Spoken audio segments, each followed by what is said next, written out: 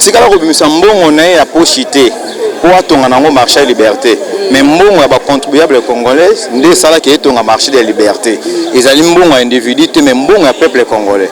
C'est pourquoi nazali ko assumer makambo nazali ko loba ezalaki mbongo na yete ya koko na yete ya tata na yete mais ba mbongo na biso ndé tonga marché de liberté parce que toujours vivre awa qui ali afdel conséquence yango ali afdel parce que uta afdel akotaka na mboko biso kanisaka ke makambo ekobongwana mobutu akei nyonso ya mabe ekei mais na afdel toujours mona ba continuité dire Kabila tigela biso na kati ya na mboka oyo na gérance na yenga na koloba kezali mabe parce que aujourd'hui soki tozali kolela na est ezali parce que ayelela biso ba rebelle na kati ya Congo pe na mais les deux ali mukolo mais c'est Kabila memeli biso ba Rwandais na mboka oyo aya mukolo le 17 mukolo memeli biso ba Rwandais pona les autres souffrir bato bazali na est bazali ko souffrir président de la République bazali ko souffrir c'est pourquoi mon ozongo na coup état d'urgence ezali kuna.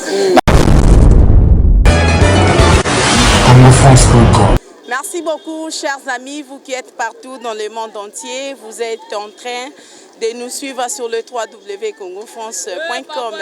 Merci pour votre aimable et puis fidélité, attention que vous nous accordez à vous informer bien sûr en temps réel. Merci beaucoup chers amis.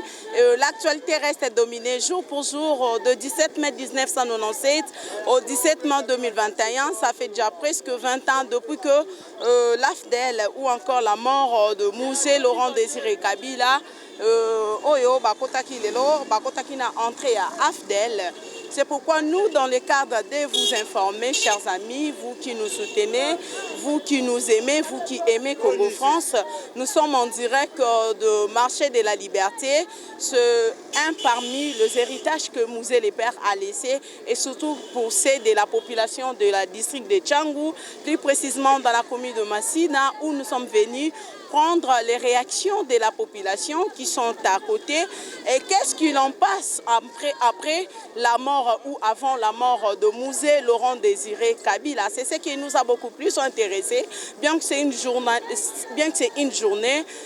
chômée payée, mais ici dans notre pays, nous avons fait un constat que il y a énorme côté Kanakati à marché de la liberté, quels que soient les alliés fériés, et surtout pour commémorer mémoire et à Mouzé le Père, on a marché de la liberté, côté Kakasito et c'est pourquoi ça nous a beaucoup plus intéressé de prendre les réactions de la population ou encore de vendeurs qui sont ici dans le marché de la liberté, plus précisément dans la commune de Massina. Voilà, Onésime Canardo va nous aider à prendre des images ou encore à prendre plein de coupes. Vous voyez vous-même parce que les images doivent parler jour pour jour. Je tiens encore à rappeler l'opinion publique, l'opinion, la diaspora congolaise jour pour jour. Aujourd'hui, ça fait déjà 20 ans depuis que Mouzé le Père a laissé ce pays. Merci beaucoup Lelo. Toko Kadisa Nde ezali entré à AFDEL, ezali mokolo oyo régime ya Mobutu ekweyaki kasi Mouzé le Père ayaki kokota chaque Congolais azali na mémoire azali na souvenir azali ko se souvenir par rapport ya entrée à AFDEL ya Mouzé le Père. Onésime Canardo va nous aider encore de prendre les réactions de la population qui sont ici présents. Qu'est-ce que les Congolais en pensent? Est-ce que Mouzé le Père, après son entrée, est-ce qu'il y a eu du changement? Est-ce qu'après l'entrée de Mouzé le Père, est-ce que les Congolais se sont retrouvés entre moi et vous? Nous allons découvrir qu'est-ce que les Congolais en pensent par rapport à entrée, il y a AFDEL. Merci beaucoup. La réalisation va nous aider à prendre les images. Merci.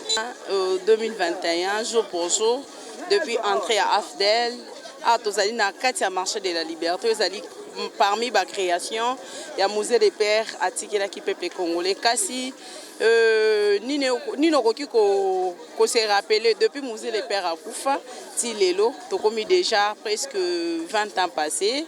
Et les continuer à nini ba témoignage ni nos anango par rapport à Mouzé le Père. Ngana na témoignage pour l'air à Kotaki. Mobile nanga ko futa ba da futa bango. Moza lobby compagnie nyo se fait futa kabat. Compagnie là lobby oya ko futa les 30 futa les 30, les 31, les 31, les 25, les 25, les 26, les 26. Compagnie ko kotsa mutu na nyongo au kanga compagnie wana donc eloko wana tikala nga libela. Na mondi pe compagnie mobile nanga ba futi par rapport à ndenge tokomi tozongi lisusu na ndenge ya kala kofuta eza te. Création marché de la liberté, et avant et après Mose Kabila, qu'est-ce qui a changé? Mose Kabila l'air à kotaki tozali koteka batu bazalaka te na marché. Bakila bando kota mukie mingi penza te. Mais siko nde bakila bakoma kotela biso mwa mingi. Liboso leke bandaki batu bazalaka te na wenze batu okima wenze yango. O eza wenze batambongo. Eza wenze moko ya cher. Siko nde tokomi kozwa penda batu. Merci. Papa, bonjour. Bonjour, ndeko journaliste. Merci beaucoup aux alliés congolais et surtout aux alliés habitants. Et puis tout le monde a un marché de la liberté. Aux alliés manko yaba bien oyolelo musée le père article la peuple congolais. Kasi, est-ce que qui cause un témoignage sur musée le père n'a entré Abdel?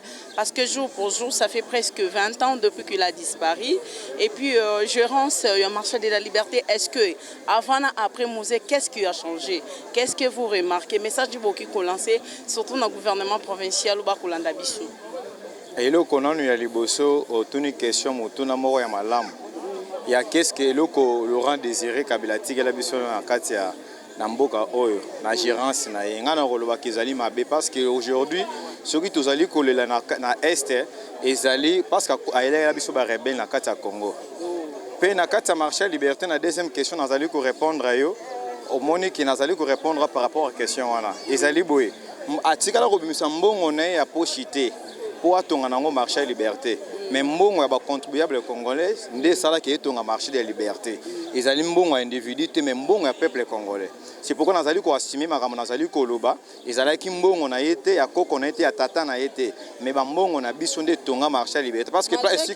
on aura appris que moi ba nous eza na kati ya gérance à marché liberté. Na kati ya gérance à marché liberté na kokoma na question na zoto na nga wana mais nga répondre no bien na clarifier na o etali nanu ya marché de la liberté. Nazali ko répondre yo boye que marché de la liberté est tongami na mbongo ya peuple congolais. Mais le ezali mukolo monsieur Kabila memeli biso ba Rwandais na mboka oyo. Aya mukolo le 17 mukolo memeli biso ba Rwandais pona le loto souffrir bato bazali na est bazali ko souffrir président de la République azali ko souffrir c'est pourquoi mon ozongo na coup état d'urgence ezali kuna na est wana pourquoi parce que type ya gestion na ye calamité ezo ya oya soni ya ko régulariser biso tina niveau wana ki abuzela biso ba Rwanda ko biso na Congo oto ko iko ndima ngata moki ata moko moko ata sauter to finir na bango te parce que ba nde bazana ba infiltrer biso na carte armée belé ba infiltrer parce que le roi qui na gestion ya mboka to ko ça le mosuste infiltrer biso tina mwana na ye o anazali Rwanda oyo na ko tanga ko mone awate parce que mafute matanga ta on azo yoka nazo mona ki a diriger biso pendant 18 ans. Tant que tout le monde qui veut véritable peuple congolais a dirigé Mboka. Mais on a eu étalé marché à liberté. Gestion en Ouest avec Mabé. Webi ki ba ma union soit salité qui na quitte la batu kuna fulu batondi sa kuna kende na sa parcelle awa. O komona que gestion na ma liberté ba gérant mala moté et pas ya madame Fat. Wa le ko la zalaki soit implication ya monsieur Kabila na famille ba comme si marché à liberté le ko ya koko na bango le ko ya bango moko. Mais tant que marché batonga ngo pona bana chango pona ndenge tu bomaka ba Rwandais gestion nango mabe pendant 18 ans mbongo ekotanga na fondation Laurent Désiré Kabila tant ba ke ko kuna batu na mbongo ngo mona na raté na gestion Laurent Désiré Kabila wana mbongo mona na te si comme il faut ba clarifier biso na dossier c'est pourquoi tu allez ko senga la procureur général de la République tu allez ko senga la procureur général ya awa o atali biso na chango awa na kati ya commune ya Njil que tolingi komona fatu na kati ya prison a sentir rigueur ya loi pénale et a sentir non na kati état de droit basaka na raté na kati droit de droit basaka na raté parce que mon ndenge destitution na ye même ata moto akoya ako sentir déjà ko banga parce que ezali ba figure oyo nde to roter les mêlés toujours to ko l'accès que ceux qui ozali na principe ya le peuple d'abord to ozali oyena ba anti-valeur to rolongolo to écarter yo c'est le père Azalaki quand même na volonté ya ko travailler et ça font ce que les disent te na volonté Azalaki na volonté na volonté azalaki na volonté ya ko travailler pour na peuple congolais pour l'intérêt ya peuple congolais atikela biso ba Rwandais de kanda na biso za la wana kanda na kanda makasi lelo que ou comment un président de la République ozali ko gérer ozali quoi ozali kopesa impulsion na bato nyonso mozoki nokozwa ba Rwandais baya na kati ya armée ba infiltrer biso na kati ya gestion mboka tina niveau nyonso tozala na vice président na kati ya mboka o azala Rwandais o nani asali même asali panda za équipe akoma ko ministre éternel. Donc pourtant Musée le Père n'est pas un héros. Azali héros te pona nga za héros te. Comment ça? Azali héros te. Héros azandeti nani pona yo? Moni pona ngai héros ezali ko ba vie na biso ba Simon Kimbango ozomona eza ba héros ba Etienne Tshisekedi ba Bunda bazali ba héros hein ba Lumumba parce qu'ils allaient bateau ba Bondi ba lobité il faut peuple congolais africain toujours à se réjouir à la même égalité na mondele ozomona ba biloko wana ezali kozala ba héros wana ezali héros meilleur ezali héros te. Merci beaucoup. Merci beaucoup journaliste. Surtout vivre awa qui ali afdel conséquence yango ali afdel parce que uta afdel akotaka na mboko biso kanisaka ke makambo ekobongwana mobutu akei nyonso ya mabe ekei mais na afdel tozomona ba continuité donc pour ngai vraiment donc souvenir. Le Père n'est pas un héros selon vous? Héros normalement peut-être ngai ya ko dépasser ngai héros niveau bani. En fait azali oyo takufela mboka nde tolobalo balumumba bazali ba héros parce que liwa na ye avant na après quand même changement côté liwa ba assassinat ye mais pour ngai yaki makambo na bango bazowelela ba pouvoir na bango mais pour ngai na mona tunda ki héros ya musée pour moi. Oui, mutu aye na politique moko boye mema te loko moko te par après pasi na pasi continuité bon to loba akufeli ni akufeli kaka ba makamna bango bokonzi mais pona nga vraiment na constata eloko moko oyo na koko garder loko la bon souvenir pona entrer à Afdel na kokende na liwa ya musée en tout cas ngai particulièrement je l'ai dit avec toute franchise na garda bon souvenir pour ngi sala nga passe. Merci beaucoup. Merci beaucoup. Beaucoup chers amis, comme je vous ai annoncé, qu'est-ce que les Congolais en pensent par rapport à entrée à Afdel Bipaiwapi Musée les Pères Tangoya qui neutraliser les régimes passés, les régimes selon les Congolais qui disent que les régimes de la dictature, les régimes moboutistes. Maintenant, ils allaient qui entraînent en Gondé Musée les Pères à Kotaki papa Mbote. Mbote maman journaliste. Lelo tozali le 17 mars, bibiso nyonso to célébraka entrée à Afdel. Quel souvenir avez-vous par rapport au Musée le Père?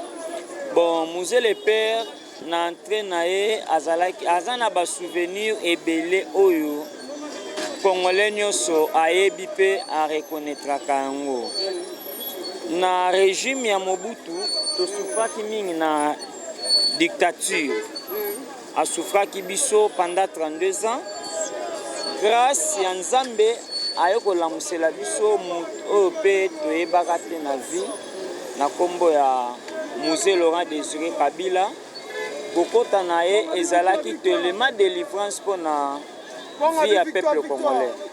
Na vie sociale, na vie économique, na ndenge to vivraki biloko ekitaki asalaki ba petit coupure. Bon tozalaki quand même bien. Na masina kotoyo ayaki ko reconnaître biso na marché central oyo asalelaki biso na masina yango oyo ezali comme monument na ye oyo atikela biso na kati ya district na biso ya Tchango. Musée le Père azali mutu au président oyo akotaki pour que a bongisa mboka na biso oyo azalaki na souci. Bon, aza premièrement nationaliste, azalaki na souci ya peuple na ye, azalaki na idée ya kosala États-Unis d'Afrique na collaboration na baninga ne ba président africain. Malheureusement mundele alingaka nationaliste te na ndenge bayaki koboma ye ezali passe mingi parce que ceux qui tokozwaka lisusu président ya Congo wana ezali ngolu nde ya Nzambe. Les journaux basenga ezala férié mais apparemment voir même dans le marché de la liberté bateka. Bon ceux qui bazoteka bazo respecter férié te ezande conjoncture ya mboka eza passe. Ceux qui tovani na bandako tokolia ndenge nini. Ceux qui ba mama babimi te bana bako vivre ndenge nini mboke ya mabe lelo ekoma batu ya bazoyiba soi-disant toyebi te nde bango bakangi babiro bavandi ebongo biso bamatiti bapetit peuple soki tovandi na bandako tokosouffrir bamama nde baofuta bandako bamama baofuta bacourant bamama baofuta bamai bamama nde balesaka nde mboka bamama nde bazolatisa biso soki bavandi bakangi maboko ke ferie tovanda ndako ekolala nzala eza pasi. Merci beaucoup. Merci maman. Je vous remercie pour m'avoir accordé la parole. Merci beaucoup. Nous vous remercions aussi d'avoir accepté de passer dans notre chaîne. Mais moi, je trouve que l'entrée de l'AFDEL ici au Congo, dans la RDC, quand le président Mosé Kabila est entré ici, à ce que moi je constate, il a travaillé 4 ans. Après ces 4 ans-là, il a été massacré. Donc, il n'a pas travaillé comme il faut.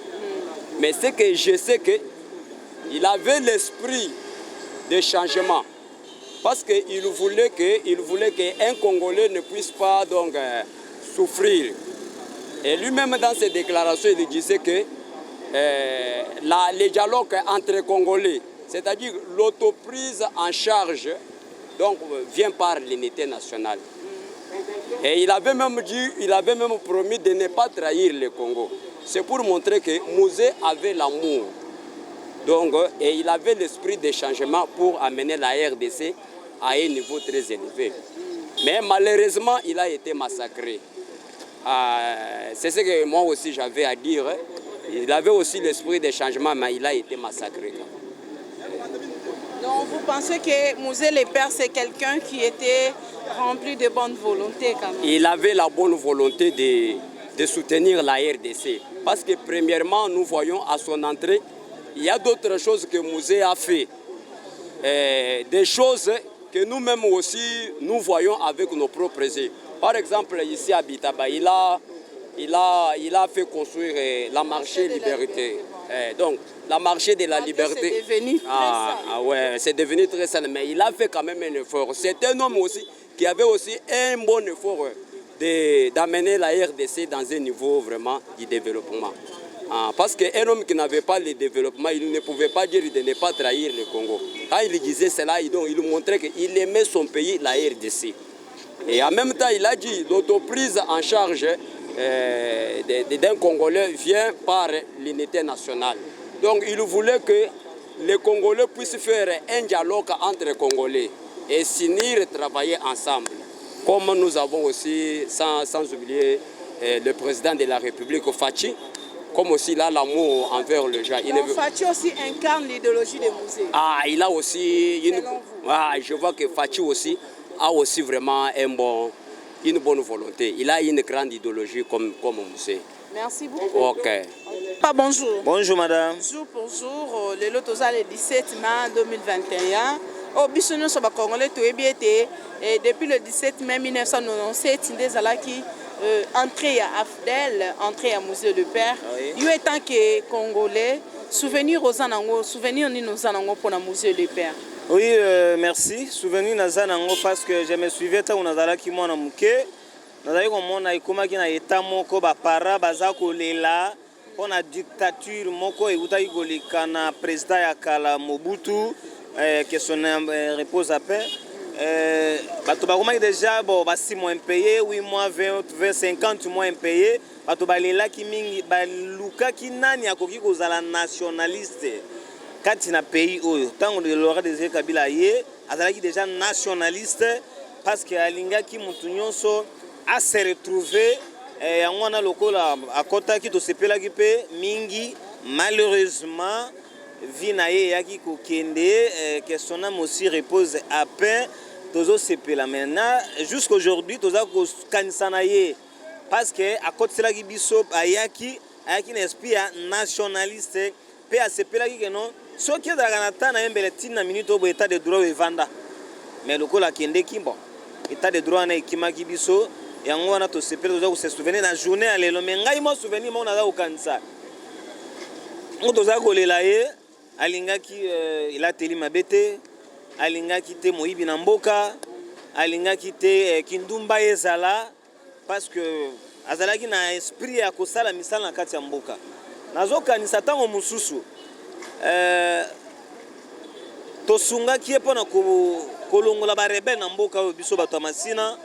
Maintenant avec le temps ntango aye kozala bon apesa biso mpe souvenir mo boye naza kokanisa ye marché ya liberté.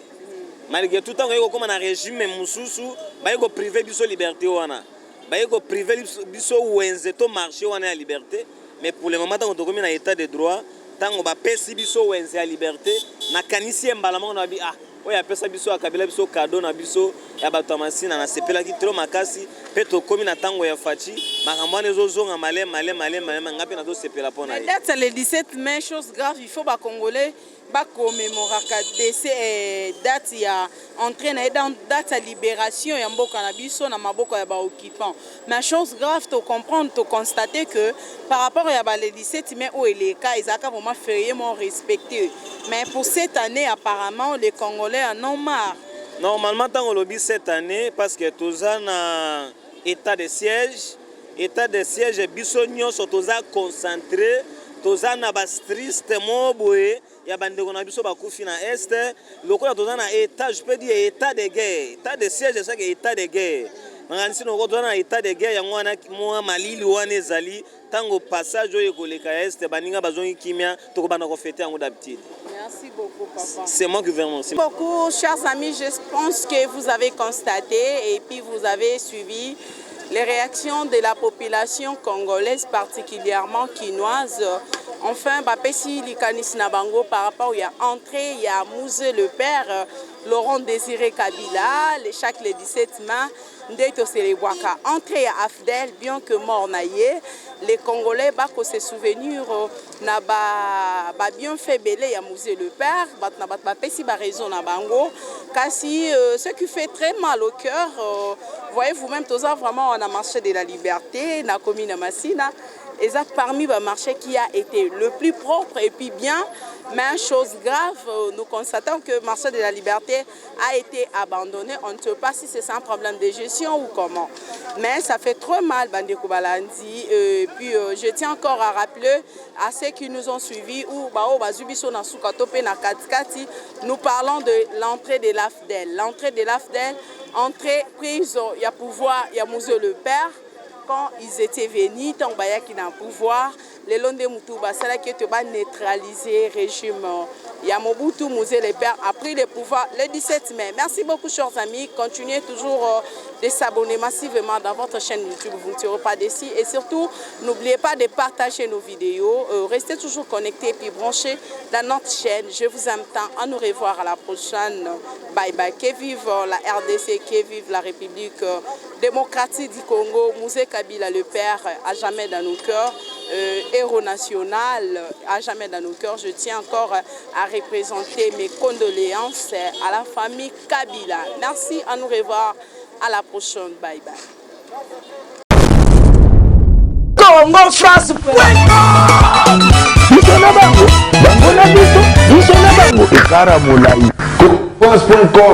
Site ya Congo Masolo ya danger, Masolo ya kitoko.